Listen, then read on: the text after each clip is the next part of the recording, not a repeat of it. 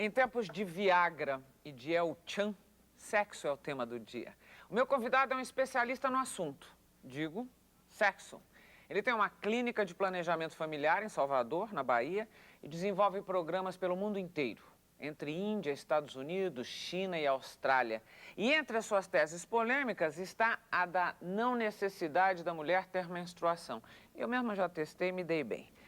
Mas se ele vive inventando novidades, e aqui no programa vai contar quantas são em 42 anos de trabalho e de pesquisa.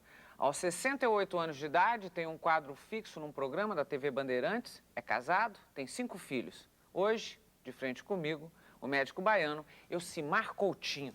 Você já tomou Viagra? Claro.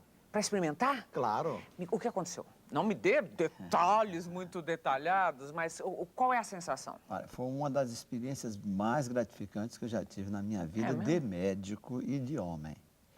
Primeiro que eu, como médico e trabalhando nessa área, nunca pensei que eu tivesse a oportunidade de viver para ver a realização de um sonho do homem, que é de controlar a sua ereção. E esse sonho se realizou com o Viagra. Eu digo isso com muita naturalidade porque eu não tive nada a ver com o desenvolvimento desta droga, desenvolvi outras drogas, mas esta droga eu já peguei no fim, no momento de uma avaliação, assim, digamos, generalizada no mundo, no momento do lançamento do produto, meses antes do lançamento.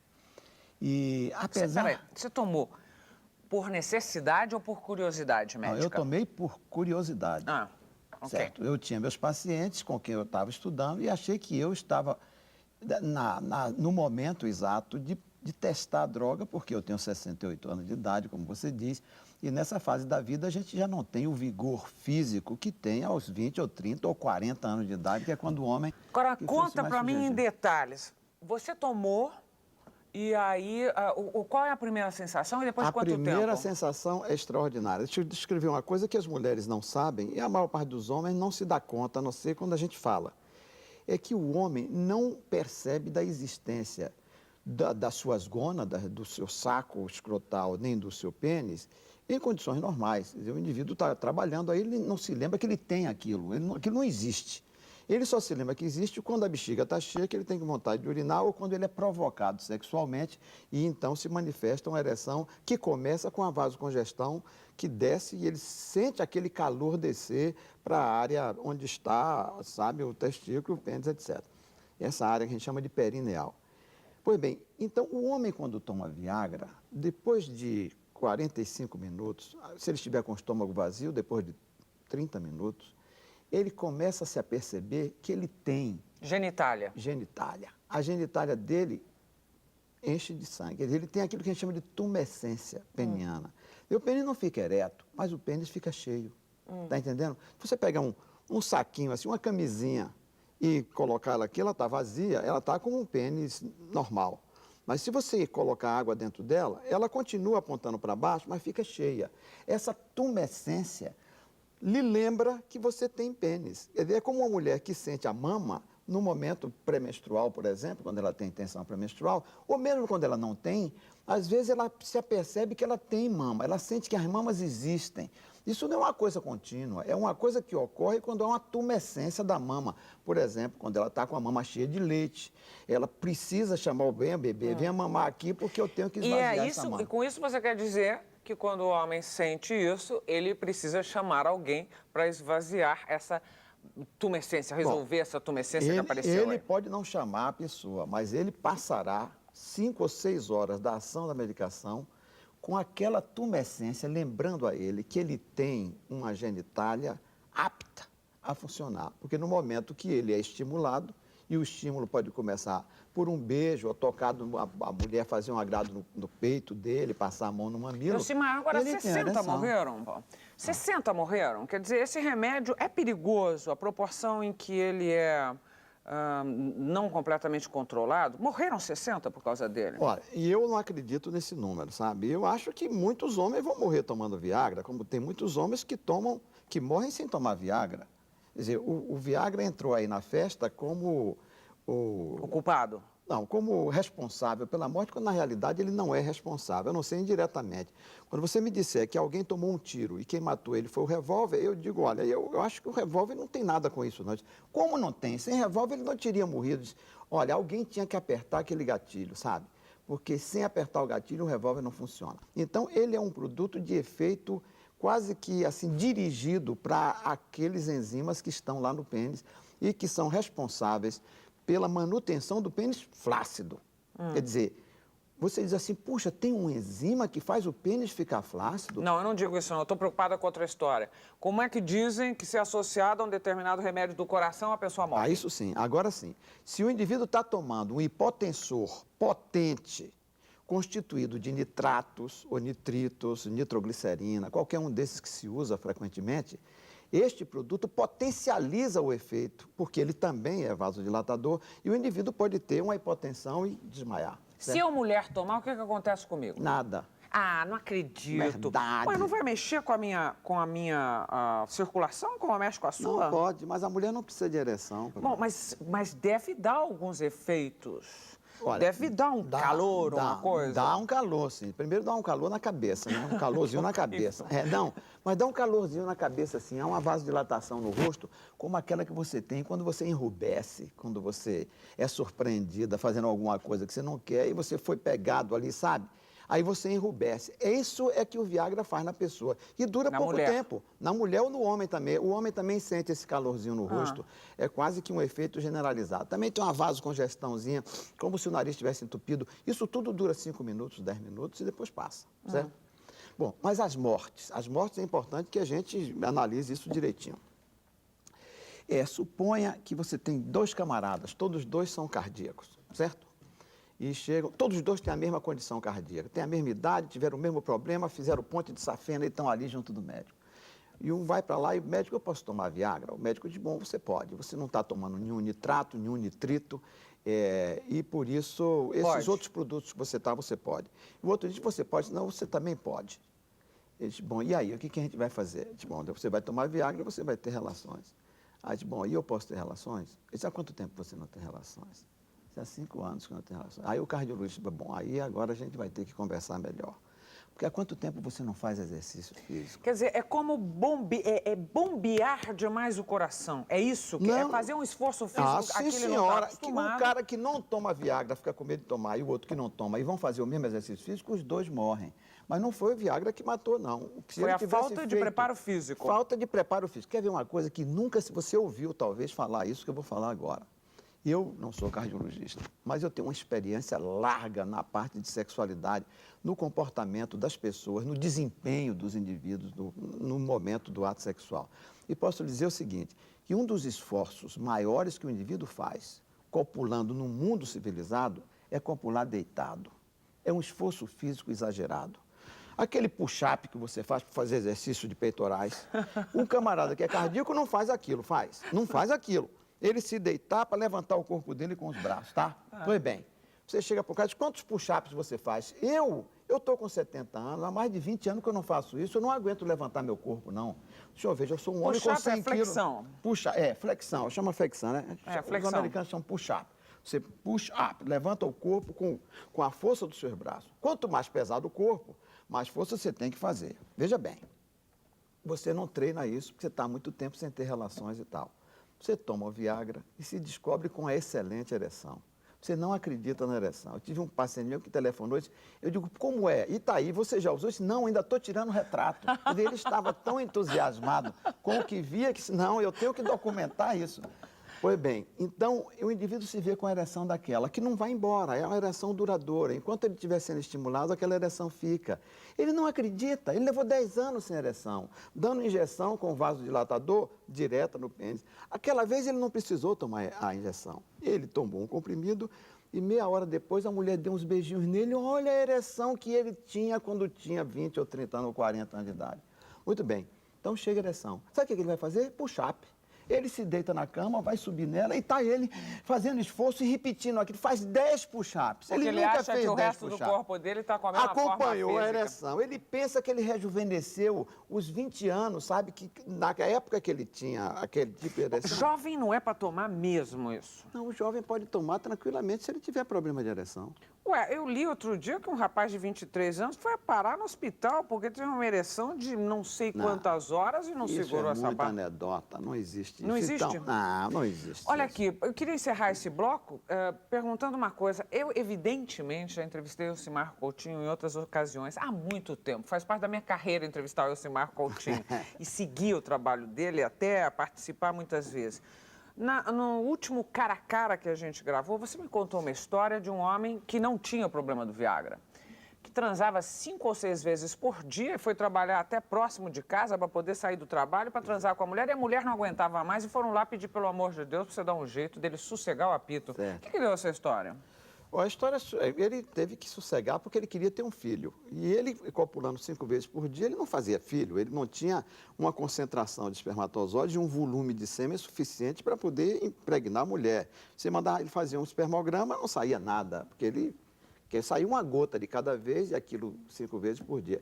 O homem precisa de 6 semanas para fazer uma ninhada de espermatozoides. Ele não dava tempo, quer dizer, ele tirava o passarinho antes do passarinho ter corpo, né? Pois bem, então então eu disse, olha, para você ter filho, você vai ter que parar de ter relações 5 vezes por dia. No máximo, 1 vez, 3 vezes por semana, para ver se você tem um volume de sêmen que cubra o colo do útero da sua mulher e que o espermatozoide entre. O homem ficou desesperado. Disse, mas eu não aguento, doutor, se ela não deixar, eu vou me masturbar. Eu tive que dar medicação para ele ficar mais calmo. Existe uma medicação para fazer isso, então? Existe. Existe para lidar com casos patológicos. Esse é considerado um caso patológico? Uma sexualidade assim exacerbada? Tem gente que gostaria de ter essa patologia, viu? Você sabe que gente que sonha com esse potencial. Mas certamente que 5 vezes por dia perturba bastante a vida de todo mundo. Uma pausa aqui, a gente volta em seguida com muito mais sobre sexo com o professor Elcimar Coutinho. Até já.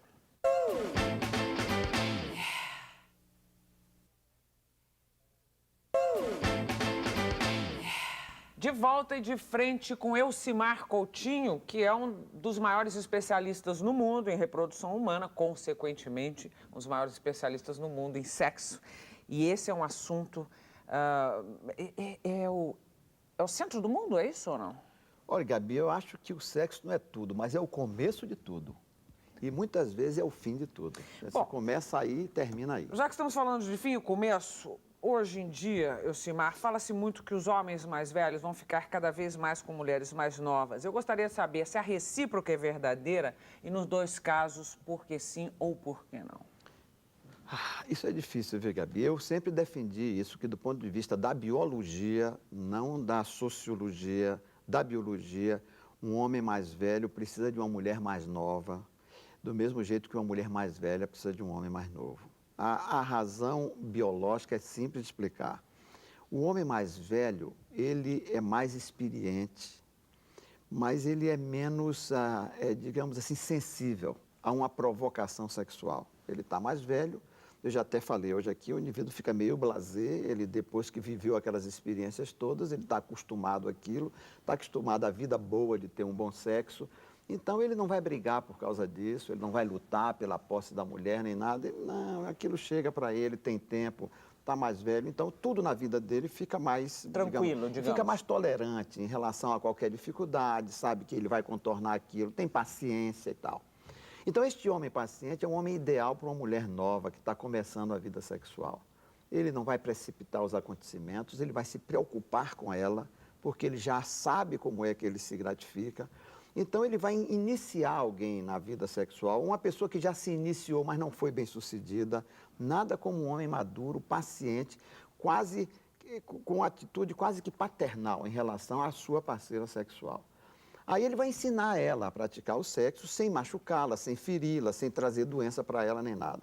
Então, eu acho que é um parceiro ideal, um homem que vai ser generoso com a sua parceira e vai, portanto, fazer o possível para proporcionar a ela prazer sexual que o jovem não se preocupe em obter. O homem jovem, ele está atrás do orgasmo dele, urgente. E aí, certo? por que é que você diz que esse jovem teria como parceiro ideal ou seria uma mulher madura? Porque a mulher madura aí, ela tem aquele papel paternal do homem, ela tem um maternal.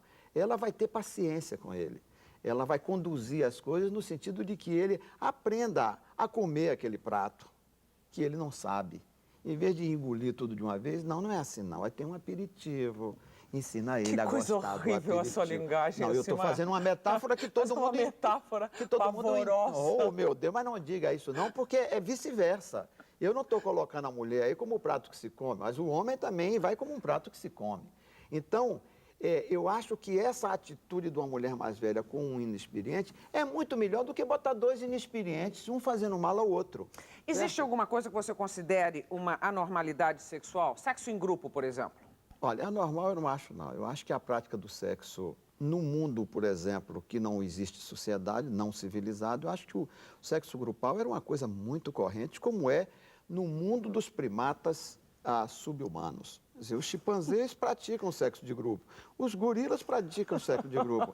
O homem que não é civilizado é um gorila. É um gorila. Ele não tem nenhuma influência civilizatória para que ele possa ter um comportamento pautado pela civilidade. Não existe. Então, ele age como os outros, né? Matando uns aos outros, os machos, e querendo as fêmeas. E quando existe muita fêmea, ele vai mudando de fêmea. Você sabe que esse pessoal que faz filme pornográfico, por exemplo, eles convivem entre si e eles praticam aquele sexo com a maior naturalidade. Quer dizer, quem olha de fora diz que descarados, certo? Mas eles se acostumam àquilo e acham aquilo a coisa mais natural do mundo. Aliás, tem um filme americano, não sei se você chegou a ver, Boogie Nights, que concorreu ao Oscar, que conta, nos anos 70, exatamente mostra uma fatia desse mercado do vídeo pornográfico.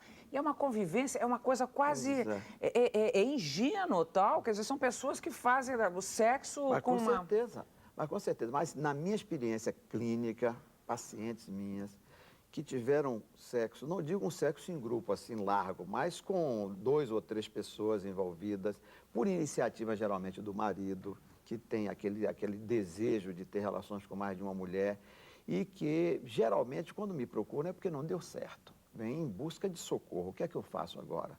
Eu estou tendo relações e o meu marido já aceitou a presença propõe? De outro homem. Eu digo, eu não sei o que fazer, não. Eu digo, depende da família que você tem. Se você não está mais satisfeita de fazer isso, o seu marido insiste em fazer, o jeito é separar. Você vai arranjar um marido que não pratique esse tipo de sexo.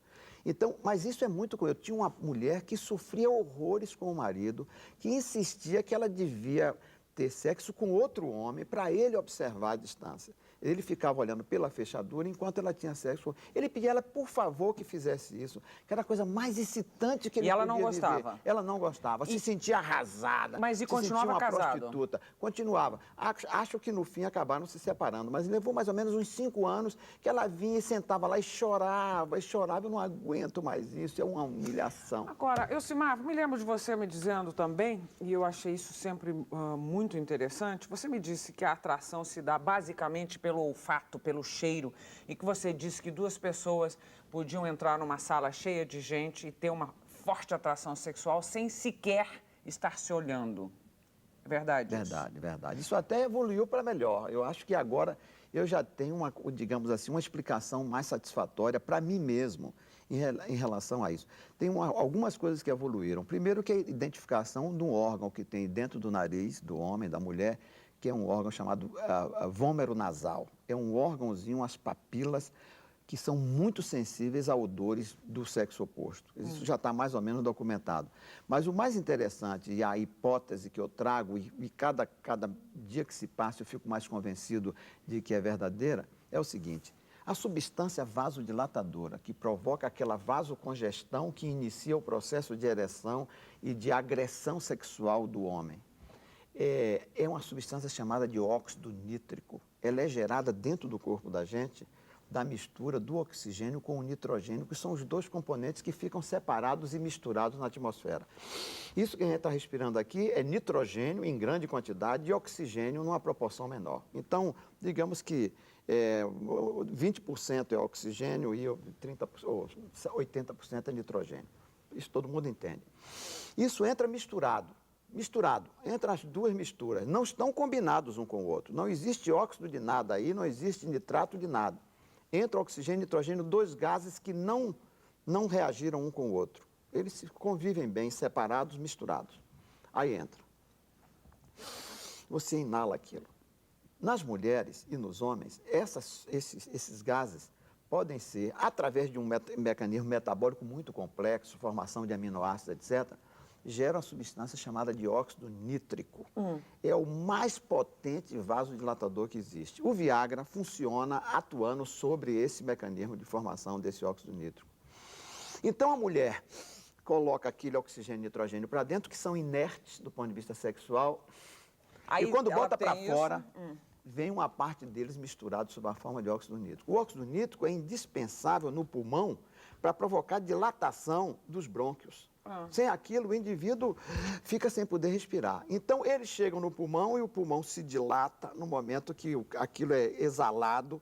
E quando o indivíduo chega na boca da parceira para dar um beijo, que ele inala aquilo, é como se ele estivesse inalando nitrito de amila, que é um potente vasodilatador. E aí ele fica excitado. Aí ele fica excitado. Olha a ereção chegando. E o oposto se dá também. A O mulher oposto também sente isso Ela pelo também cheiro. sente isso. Ela Agora, inala. você fala o tempo inteiro desse processo se dando no organismo masculino e feminino. Como é que você explica a atração homossexual?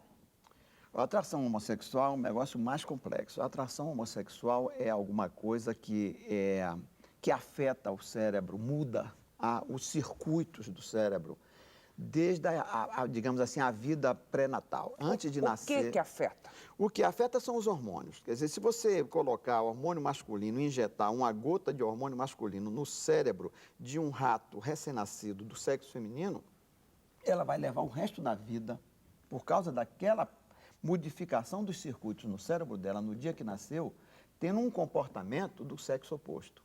E existe maneira da gente fazer isso, inclusive é uma experiência linda de fazer. Mesmo, você está dizendo, estamos entrando num assunto polêmico aqui para o diabo. É mesmo, é. Você está dizendo que nasce, o homossexual nasce, é isso que você está me dizendo? Nasce. Tanto o masculino como o feminino.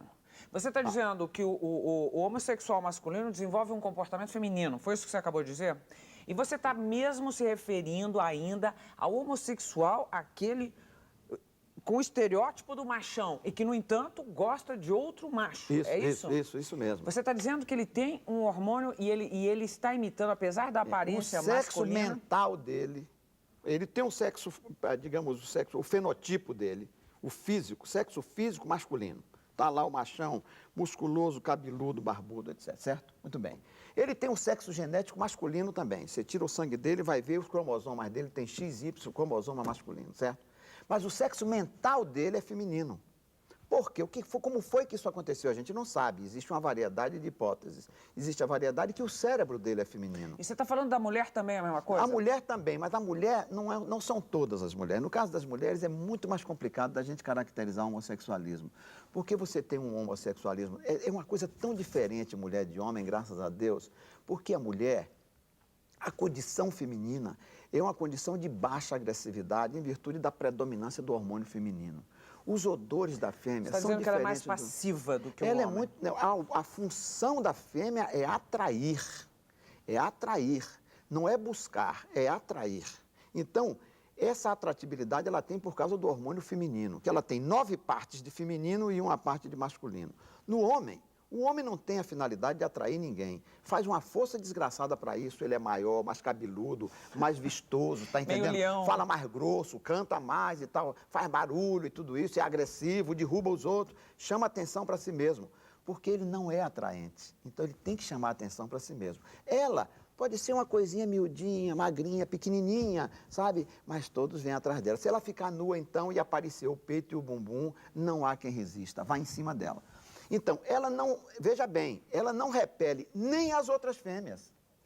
O macho, repele os outros machos. Você já viu um cara sentar junto do outro, mesmo pai e filho, sentou junto, tá muito junto, você vê logo um chegar pro lado. Não Assim, tem aquela aguenta coisa aquilo. de, não vem beijando, não. Não vem Porque não, hoje em tipo, dia até é que é mais isso, natural. sentar no meu colo e tal. Mas um homem de 20 anos sentar no colo do pai, isso você não vai enxergar mesmo, né? Não. A não ser que o rapaz seja mesmo uma pessoa neutra sexualmente ou homossexual. Aí ele age como se fosse uma mulher. Mas uma mulher de 20 anos, de 30 anos, senta no colo da mãe com a maior naturalidade, se beijam, se abraçam, faz agradinho. Você é ou não é? Você não está vai entender dizendo, isso. você está dizendo, não, você está dizendo uma coisa, você sabe o que você está dizendo aqui, Não, eu né? sei o que é que eu estou dizendo. Você está Mas sendo eu tenho- responsável pelo que você está não, dizendo. eu tenho que Você está completar. dizendo, assim, que as mulheres são naturalmente homossexuais. Não falei isso. Você disse isso, você Não, disse que a mulher não rejeita a mulher? Não rejeita. A mulher não rejeita, nenhuma fêmea rejeita a fêmea. Eu estou falando do ponto de vista biológico. Porque se você me disser, não, mas eu conheço uma amiga, não me dê exemplo assim. Porque quando a sociedade se mete, ela modifica a biologia para porque aí tem o satisfazer. sexo social. Com certeza. Ela tem que agir porque as pessoas estão olhando para ela. Mas você sabe que na natureza você não encontra nenhuma rejeição de fêmea para fêmea. Você vê 20 galinhas juntas, 20 novilhas juntas, 20 ovelhas juntas, certo? Mas você põe dois machos maduros juntos, que eles não ficam juntos. Um vai dar chifrada no outro. Sai daqui, começa a briga, dois galos juntos, não fica junto. Vai daí que... Vai briga, um briga com o outro. Conclusão, Há uma rejeição passando para a nossa espécie. Conclusão do seu raciocínio. Conclusão do meu raciocínio é o seguinte, que o homossexualismo feminino nem sempre tem o caráter agressivo do homossexualismo masculino. O homossexualismo masculino é de homem para homem. Não se esqueça que a ação física de um homem para outro exige penetração. Quer dizer, ser penetrado é uma coisa que na mulher é uma coisa natural. No homem não pode ser uma coisa vista como natural, apesar de ser no homossexual. O que você queria me perguntar para me botar na parede, que não chegou a perguntar... Não estou botando você na parede de jeito nenhum. Não. Eu sei que você está me botando de propósito para ver como é que eu vou explicar a coisa. É o seguinte... Como se explica uma ereção de um homossexual para outro homossexual? Depois que você explicou dos do cheiro da mulher todos, exatamente. Vocês sabem que, se os homossexuais estão me assistindo, estão me dizendo assim, puxa, este cara aí está inventando. De que eu estou ouvindo, vem de inúmeras entrevistas com meus pacientes homossexuais masculinos e de observação e de descrição de livro, etc e tal. A principal prática homossexual masculina é a masturbação mútua. Quer dizer, um parceiro masturba o outro parceiro. Nem sempre existe penetração, pelo menos na maioria daqueles que eu entrevisto e tal. Que aquilo é a coisa mais fácil de conseguir, é um masturbar o outro. Por que a masturbação? Porque a ereção de um homossexual, estou falando de homens maduros, porque um cara novo ele tem ereção com a maior facilidade. Mas um homem maduro que precisa de um estímulo do outro para ter uma ereção, a masturbação é uma maneira de você substituir um Viagra, por exemplo. Quando você faz uma massagem em qualquer lugar, o sangue chega, tá entendendo? Esse dedo fica mais vermelho do que os outros que eu não estou massageando, tá entendendo? E essa massagem é uma maneira mecânica de provocar vasodilatação e ereção. Qualquer indivíduo normal que machuca-se, ele provoca ereção. Peraí. Peraí, não, é que eu estou querendo ganhar tempo, porque o nosso bloco terminou. O que eu estou querendo saber é o seguinte, você está me dizendo, em linhas gerais, que o homossexual, o masculino, o homem, se sente atraído por outro homem, não é basicamente pelo sexo. O sexo ele vai provocar depois, é isso que você está dizendo? É mais ou menos isso. É isso que você está dizendo? É isso mais ou menos que eu estou dizendo, É isso que eu tenho ouvido deles. Mas, então, ao mesmo tempo, ele não se sente atraído pelos cheiros que a mulher solta. Não, porque eles não têm o cheiro da mulher. Um homossexual não vai buscar na boca do outro o cheiro que um homem, ou ele próprio, vai buscar na boca de uma mulher. Mas estou dizendo, mas ele também não se sente afetado pelo cheiro da boca da mulher. Não do jeito que um homem é afetado pelo cheiro da boca da mulher. E isso aí vem diante do nascimento. Da cabeça dele, antes do nascimento ou depois do nascimento, um efeito mais. Deixa eu te contar uma coisa muito interessante. Os maiores consumidores de nitrito de amila no mundo são os homossexuais masculinos. O que é nitrito de amila? É um Viagra, é um tipo de Viagra que você dá uma cheirada e você provoca uma ereção. Em Londres, eu vivi lá um tempão, no tempo que Tessie, a minha filha mais velha, morava lá, e aquelas casas de banhos que os homossexuais frequentavam, principalmente antes de AIDS, saunas, o indivíduo chegava lá, você encontrava, ainda encontra hoje, latas de lixo cheias de caixas de nitrito de amila, que eles chamam de POPs. Você chegar numa porta de uma farmácia... Aquela ampola que fazia o vasodilatador. Isso mesmo. Aquilo ele quebra, você chega na porta de uma farmácia de Londres, você fica lá passando chuva, e como chove naquela terra, você fica lá 1 hora ou 2, esperando o tempo para poder sair, você vai inevitavelmente ver um cara chegar na porta e dizer assim, POPs, 2. O cara chega, dá 2 ampolas para ele, larga 5 libras e vai embora. Sabe para quê? Tem alguém esperando ele lá, que para ele não tem Viagra no parceiro. Quem tem Viagra é a mulher. O indivíduo que não tem uma mulher que seja uma Viagra para ele precisa tomar Viagra. Hoje, os homossexuais serão altos consumidores de Viagra. Ah, com certeza. Gente do céu, esse é o Elcimar Coutinho. Intervalo e a gente volta em seguida. Até já.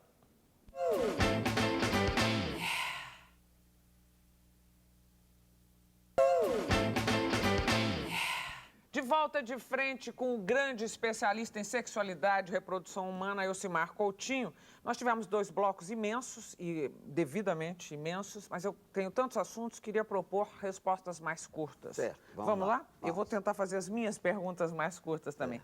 Planejamento familiar, você é um dos pioneiros no tema aqui no Brasil. Você andou contra a corrente de gente que achava que isso de controlar a população era uma manipulação de países estrangeiros. Evoluiu isso aqui no Brasil? A sua tese já foi aceita? Você estava certo? Absolutamente certo. Acho que minha tese já foi aceita pela maioria dos brasileiros. E o único problema que nós temos hoje é na execução de um programa que não existe. Quer dizer, o governo já conseguiu todas as leis que precisava para tornar legítima a esterilização de homem, a esterilização de mulher, uso de anticoncepcionais de todo tipo, etc. Mas o que falta agora é a promoção. Como você promove? Se você deixar de promover Coca-Cola, o indivíduo deixa de tomar Coca-Cola e vai beber outra coisa. Então, nós teríamos que colocar o planejamento familiar no dia a dia da televisão e do jornal, porque nós continuamos tendo no Brasil um número inaceitável de gravidezes, principalmente entre adolescentes. Mas você não vai ter uma guerra pela frente aí, de qualquer maneira? E será que o governo não se preocupa com isso também? Você não bate de frente com a igreja nesse momento? Não? Continuo batendo de frente com a igreja, mas a igreja tem os seus objetivos que não são os meus. Os objetivos da igreja são o espírito, os meus são... Mas por que o governo, historicamente, cede tanto à igreja, por exemplo? Aliás, por que o poder político se mistura com a ciência? Olha, eu acho que os políticos sabem que eles têm uma culpa tão grande, têm pecados tão enormes que eles têm medo de ir para o inferno. Então se agarram com a igreja, é a única explicação. Porque o político tem, de fato, horror a pegar a bandeira do planejamento familiar, que eles sabem seria a salvação do país. Hoje nós temos, Gabi, 5% da população, a mesmo percentual que tínhamos há 40 anos atrás, pagando imposto de renda. Nós temos 170 milhões de habitantes, quase, e só temos 5 milhões de pagadores de imposto de renda. O resto da população vive na miséria. E não adianta esse negócio de reforma agrária sem planejamento familiar, porque na hora que os meninos crescem, eles querem terra também. E terra não põe comida no estômago de ninguém, você sabe disso. Terra pura não vale nada. Eu tenho terra, não vale nada. Pura, não vale nada. Você tem que investir muito dinheiro na terra para a terra lhe devolver aquilo em termos de produtos. Então, o planejamento familiar continua a ser o nogórdio do Brasil. Ele ainda não foi cortado. Nós continuamos com excesso. Eu lhe falei de adolescentes, tem pai fazendo filho em filha, aos montes. Aqui, o ano passado, os números que Mas existe uma tese também que bate de frente contigo, que é a que diz que isto seria, vamos dizer, uma atitude nazista ditatorial, porque era impedir que os pobres tivessem direito a ter filhos e a progredir na vida. Olha, pobre tem direito a ter filho, analfabeto tem direito a ter filho, mas não devia fazer filho enquanto não aprendesse a ler. Porque o pai que não sabe ler, num mundo civilizado, ele não sabe ler a bula do remédio do filho. Ele não tem condições de ser pai. Então, eu acho que a gente devia, primeiro, educar as pessoas, acabar com os analfabetos, para eles saberem o que estão fazendo quando fizerem um filho. Porque o pai que acha que tem o direito de fazer o número de filhos que ele quer, ele não está sendo um ser humano civilizado, ele está sendo um animal. Porque ele não assume a responsabilidade pela criação dos filhos. Você sabe que hoje no Brasil, quase que a totalidade da população depende do governo. E o governo depende de dinheiro emprestado. Está entendendo? É uma situação inviável. Por isso que nós estamos no buraco que nós estamos. Eu não tenho nenhuma dúvida no meu espírito, Gabi. Passei 40 anos de minha vida lutando pelo planejamento familiar, que se o planejamento familiar tivesse sido incorporado aos hábitos, à maneira de ser do brasileiro, quando nós tínhamos 80 ou 90 milhões de habitantes, hoje nós teríamos 100 milhões de habitantes e não teríamos metade da população de adolescentes e crianças abandonados à própria sorte, porque os pais não têm condições de criá-los, então entregam para o governo essa responsabilidade. E o governo também não tem condições de criá-los. Vem o abandono, os assassinatos, isso tudo que você lê no jornal todo dia. Aí acontece que vem um anticoncepcional Microvlar que surge no mercado como farinha e deixa um monte de mulher grávida. Aí, como é que fica? Qual é a sua posição nesse momento? O que significa uma indústria farmacêutica gigantesca, caríssima, pregar esse tipo de trote na população? Olha, concordo com você que a responsabilidade é do fabricante, que o seu produto tenha sido, enfim, vendido nas farmácias para pessoas inocentes que foram vitimadas por causa dessa inocência. Nenhum consumidor tem a obrigação de saber qual é o remédio, digamos, bom e o remédio falsificado. Nenhum, nem eu tenho obrigação. Isso é obrigação do fabricante e do governo de fiscalizar o trabalho do fabricante. Os dois aí estavam errados. O fabricante, que não foi suficientemente cauteloso para impedir que isso acontecesse, e o governo, que não foi suficientemente apto para poder fiscalizar essa indústria farmacêutica. Está entendendo? Bom, eu acho que a consequência não foi tão ruim assim, porque essas pessoas certamente teriam filhos se não fossem os anticoncepcionais. Elas estavam tendo muito mais filhos do que tiveram. Foram poucas vítimas e algumas eu até li hoje, ou ontem, esses dias, no jornal, que uma delas já teve filhos gêmeos e ficou tão feliz que vieram aqueles gêmeos. Para quem é católico, dizia, foi Deus que disse, coma farinha em vez de anticoncepcional, e nasceu aquelas duas menininhas lindas que vão ganhar prêmios, etc. e tal. Mas então, você vê aí que não é um culpado só não, tem muitos culpados. Agora, no meio de tudo isso, você coloca, tanto de um lado como do outro, a corrupção. Porque quem fez aquilo, fez para ganhar dinheiro, certo? Não foi o laboratório, porque o laboratório já está nadando em dinheiro com o produto legítimo, certo?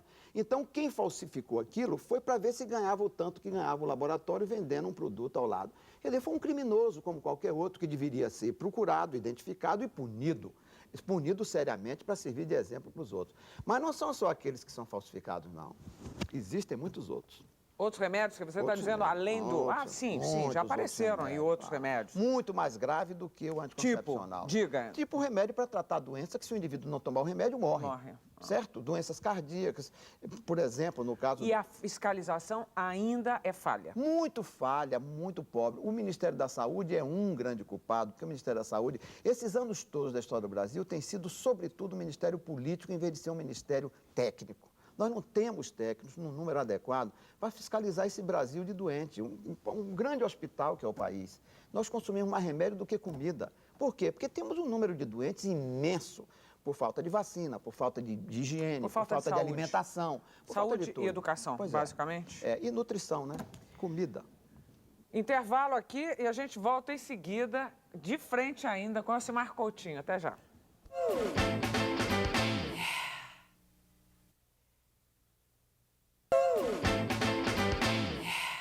De frente comigo, Ocimar Coutinho, nós todos de volta com ele. Hoje em dia, Ocimar, existe muita sensualidade na música brasileira, ou melhor, um erotismo mais claro, mais explícito mesmo, porque a sensualidade brasileira sempre foi super cantada. E basta ver o grupo da sua terra, né? O Tchan. Por aqui os grupos de pagode estão dançando, misturando sensualidade, sexualidade, se insinuam. Isso faz mal ou faz bem para a sociedade?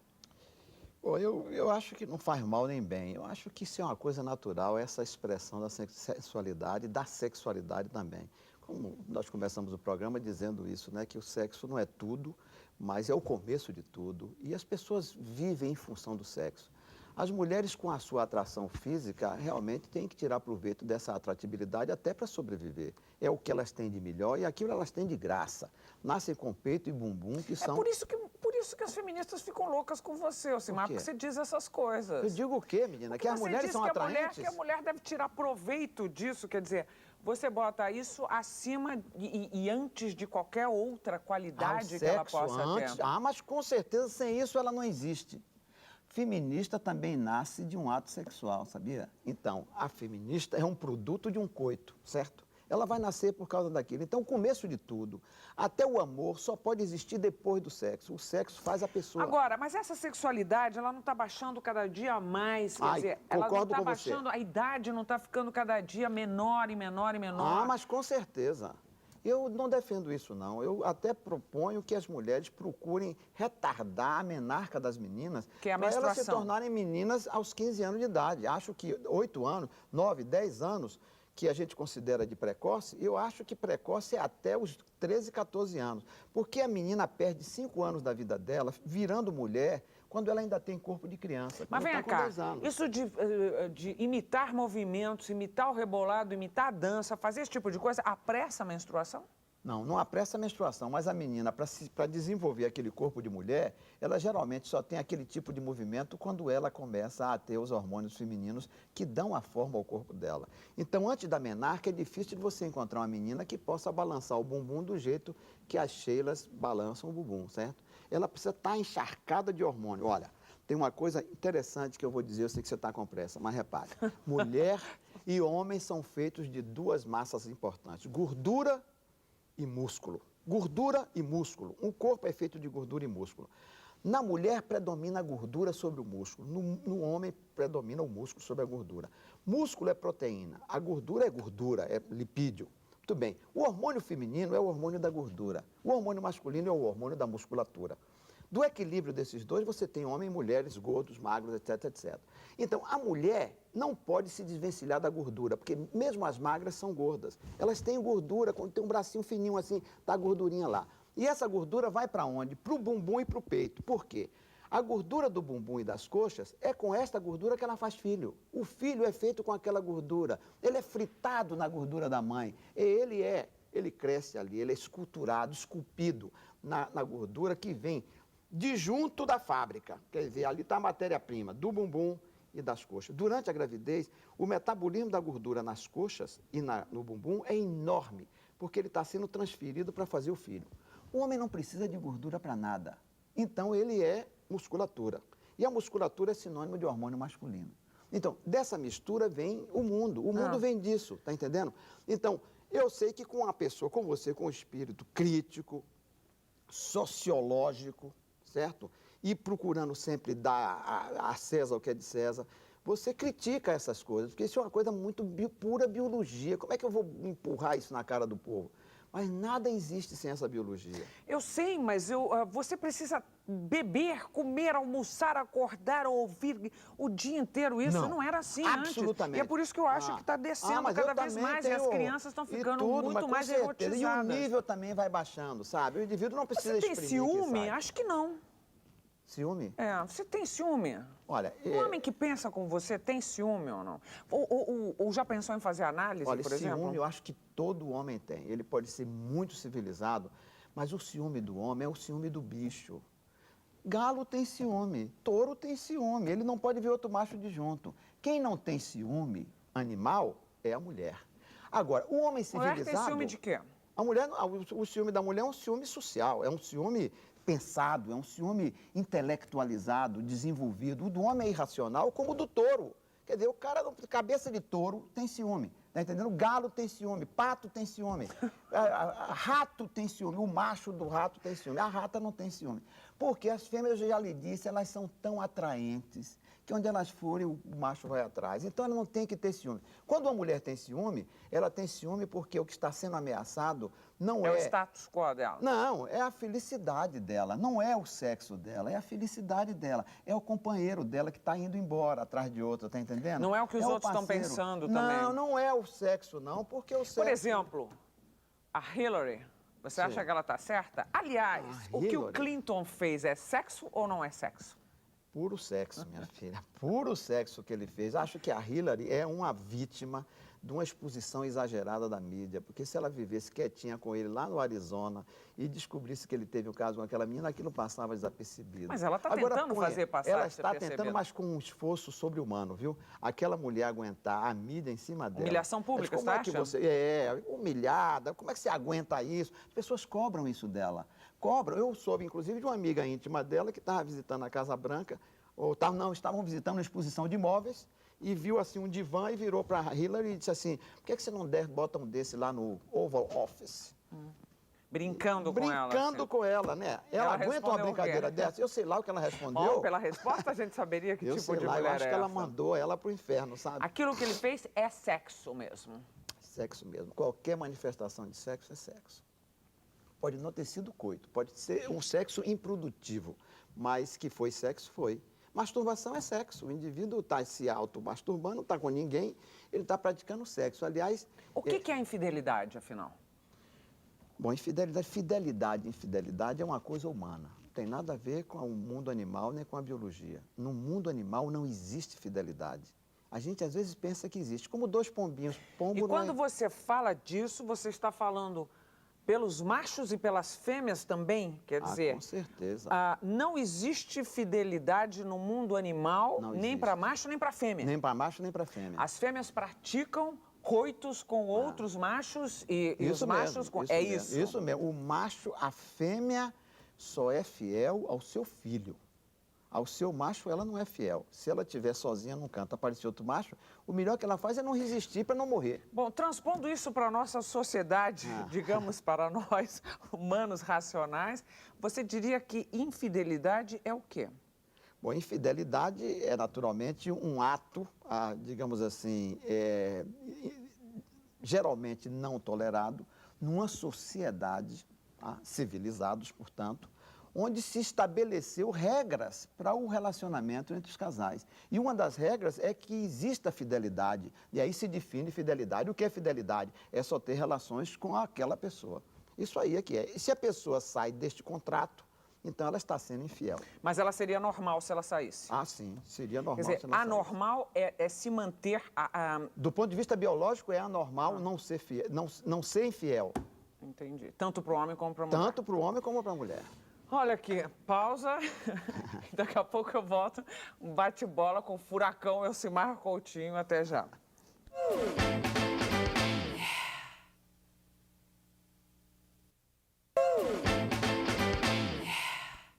Bate-bola, jogo rápido com o especialista em reprodução humana, professor Elcimar Coutinho. Eu colocaria meu estetoscópio em... Você. Por quê? Porque você é minha cliente. Minha maior decepção foi com...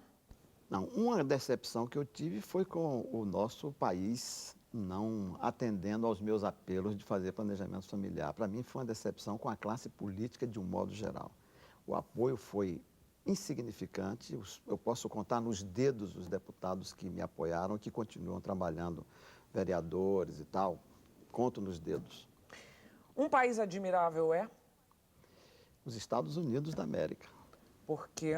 Porque os Estados Unidos, graças aos Estados Unidos, nós temos os aviões que nós temos os remédios que nós temos Viagra, graças aos Estados Unidos. Sem ele, nós não teríamos nem os antibióticos, nem os hormônios, nem os anticoncepcionais, não teríamos nada daquilo que fez a vida melhor para o homem e para a mulher neste planeta. Você sabe que 80% dos premiados Nobel na medicina são norte-americanos trabalhando para nós.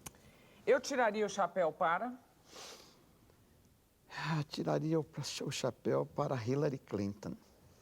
Estoica. Estoica, uma mulher corajosa e que está acima de qualquer suspeita. Eu espero que ela aparente aquilo que ela é, certo? Prêmio Nobel em Medicina, o Brasil merece? Olha, eu fui indicado para o Prêmio Nobel de Medicina pela Assembleia Legislativa da Bahia 3 anos atrás e aceitei a indicação. Digo, eu, por exemplo, achava que merecia, mas tem muita gente que merece mais do que eu. Não no Brasil. Indicaram você pelo seu trabalho em quê? Vários trabalhos. Pílula do homem? Não, pelo primeiro anticoncepcional injetável, pela introdução do levonorgestrel como pílula anticoncepcional, que é a mais antiga do Brasil, pelos implantes anticoncepcionais, pelo meu trabalho em fisiologia tubar e fisiologia uterina, que foi um avanço grande, pelo tratamento de miomas, tratamento de endometriose, pelos trabalhos mostrando a supressão da menstruação como um efeito benéfico para a saúde e mais umas coisinhas. Eu nunca faria?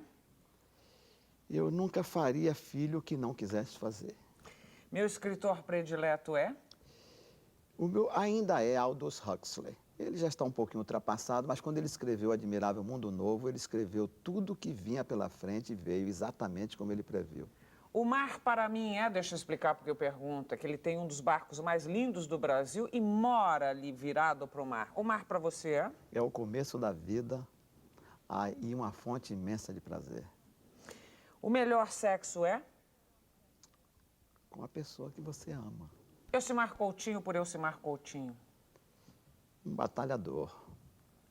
Mais alguma coisa? Muito mais coisa do que isso, mas eu acho que batalhador já diz muita coisa. Obrigado, Elcimar, pela entrevista. Obrigado a você. Obrigado a vocês e até domingo que vem. Lá vem ela, Marília, Gabi, Gabriela, Barbarella, Loura Bela, Marília, Gabi, Gabriela, às vezes cruela.